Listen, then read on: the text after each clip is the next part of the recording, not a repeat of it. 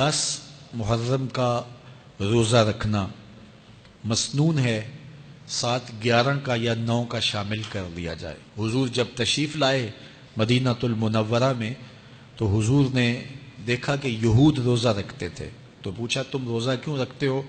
تو انہوں نے کہا کہ حضرت موسیٰ علیہ السلام کو قبطیوں سے اس دن نجات ملی تھی۔ تو فرمایا حضرت موسیٰ علیہ السلام کا حق ہمارے اوپر زیادہ ہے۔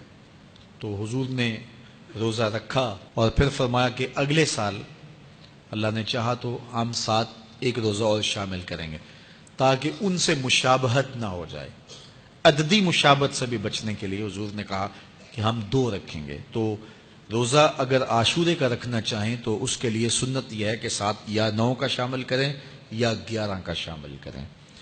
تو جو افضل ترین روزے ہیں ان میں سے عاشورے کے روزوں کا بھی شمار ہوتا ہے۔ تو اگر ممکن ہو تو جن کو اللہ نے صحت عطا کی ہے، تو آج کل اتنی شدت کی گرمی بھی باقی نہیں رہی، تو وہ یہ روزے رکھیں، ذکر و فکر کے اندر ان ایام کو گزاریں، اپنے والدین کی قبروں پر، اعزاء و اقرباء کی قبروں پر ہر جمعے کو جانا چاہیے۔ اس کے علاوہ بھی جب موقع ملے، یہ رواج جو پیدا ہو گیا ہے کہ 9 محرم کو یا 10 محرم کو مٹی ڈالنے کے لیے وہاں قبرستان میں جایا جاتا ہے، یہ 8، 10، 15 سال سے شروع ہوا ہے، جبکہ اس کی کوئی اصل نہیں ہے۔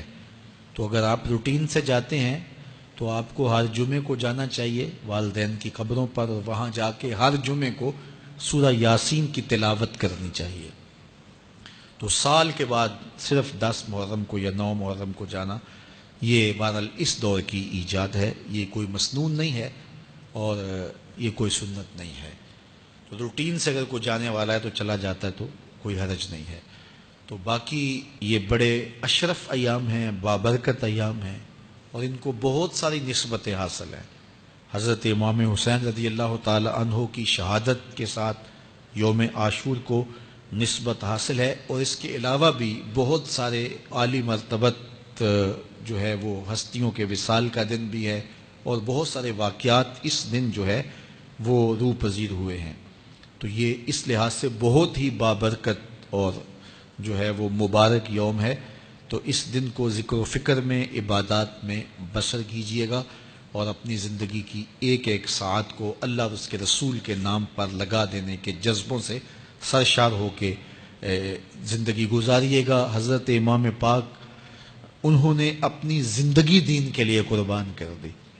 تو یہ 10 محرم ہمیں سبق دیتا ہے، اور ہم اس دن عہد کرتے ہیں اگر انہوں نے اپنے بچے بھی قربان کر دیے اور اپنی اولادیں بھی بھوک اور پیاس میں قربان کر دیں تو ہم بھی